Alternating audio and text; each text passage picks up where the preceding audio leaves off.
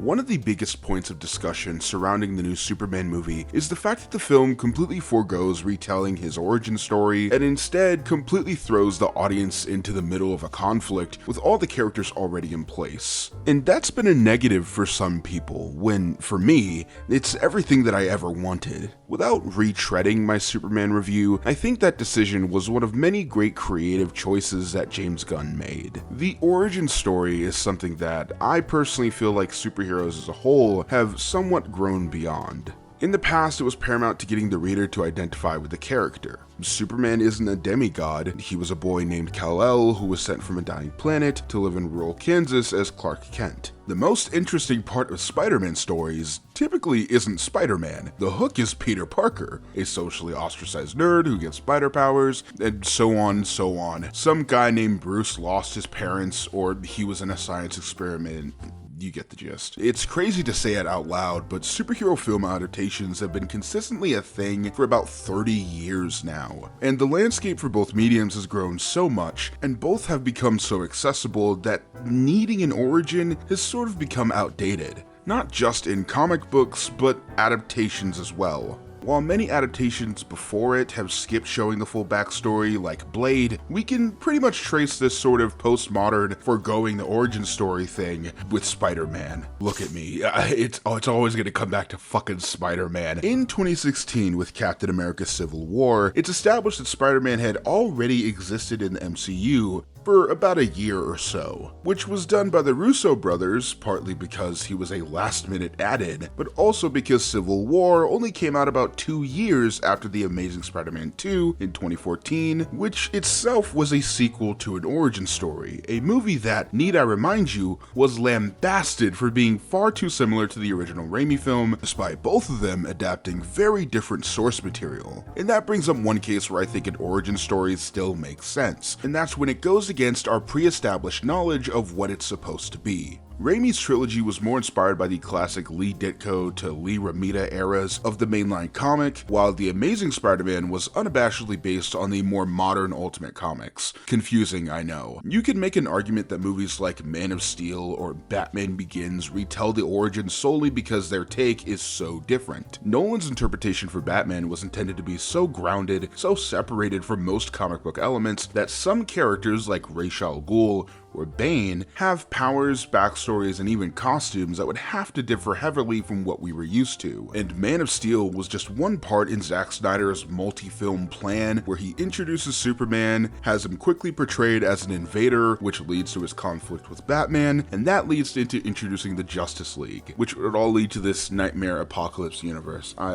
It's been a minute since I watched this movie, man. So it kind of makes sense to kick off that universe with the explanation of what led Clark to becoming Superman. But even Dawn of Justice, a movie that has a much older Bruce Wayne who's been Batman for a very long time, retells not only his origin story, but infamously takes a lot of screen time to introduce characters like Wonder Woman, The Flash, Cyborg, and Aquaman. It doesn't quite give full origins, but it still wastes screen time giving hints towards what future projects could be rather than just doing the cool stuff off the bat. And that's my main problem. Origin stories often withhold writers and directors from getting the ball moving, since a movie's runtime can only be so long. And especially in the case of characters like Batman and Superman, it makes no sense to film something that's been shown a million times. Just in the past 20 years, we've had Smallville, Man of Steel, Legion of Superheroes, My Adventures with Superman, and that's just scratching the surface. There's so much other stuff. For some reason, it didn't bother people when Matt Reeves' The Batman, which feels almost like a kindred spirit to Gunn's Superman, went in a similar direction, completely ignoring the origin. And yet, with this year's Superman, I saw both negative and even positive reviews say that because they don't know the backstory of this interpretation of Superman and Lex, it makes it difficult to get interested in the story. And I just don't agree. It'd be a completely different story, pun intended, if the first Superman movie in the DCU was a direct adaptation of All-Star Superman, or The Death of Superman, or any massive event comic. But that's not the case. We're still introduced to all of these characters one by one. First Superman, then Krypto, Lex, Lois, and so on and so forth. Superman is still early in his career and actively grows throughout the movie. Lex even says that this is the first time that he and Superman have ever met face to face. So I just really don't agree with the criticism that this is a sequel to a movie that we never got. I think the problem with the way that people are talking about Superman is that they're talking about it solely as a superhero movie and not just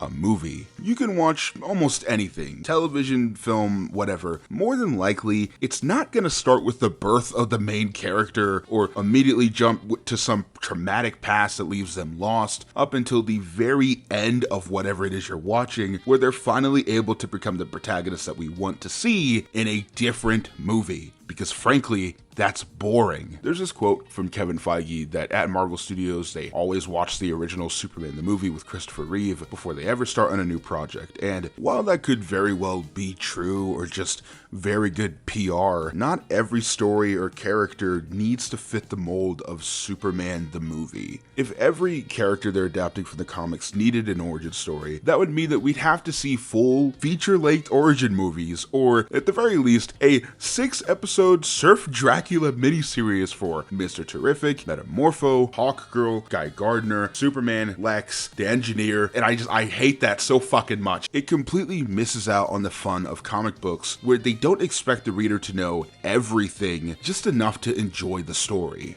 And more importantly, none of those terrible origin movies that I pitched would be enjoyable to watch. They'd be boring to both general audiences and hardcore fans for the same reason. Nobody wants to see that. The reason Superman the movie is so revered, besides the fact that Christopher Reeve and the rest of the cast is amazing, is the fact that it was the first of its kind. Without Superman the movie, we get no Batman 89. We don't get Blade, we don't get X-Men, we don't get Sam Raimi's Spider-Man. This was a big budget movie meant to introduce a beloved character to a whole new audience of people who only knew of Superman in passing, which has been the exact same reasoning for every origin movie in the decades following it. But now, in 2025, we're at a completely different point with comic book cinema. Audiences are now accustomed to the idea that if it's a different actor, it's a different universe. And I think that the general movie-going public cares a lot less about the ins and outs of these characters and lore than us,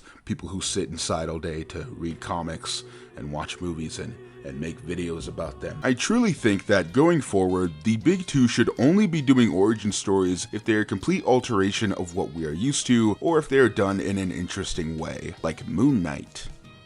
I liked Moon Knight. And with DC's direction of trimming the fat from its new universe, as well as Matt Shakman's Fantastic Four seemingly picking up well into the team's career, I think that the cinematic origin story might finally be laid to rest. Watch DC greenlight a Pa Kent miniseries right after I fucking upload this.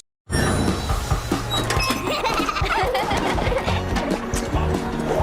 don't know. I think we look pretty cute.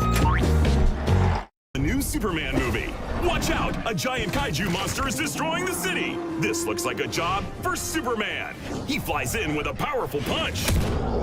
Ew!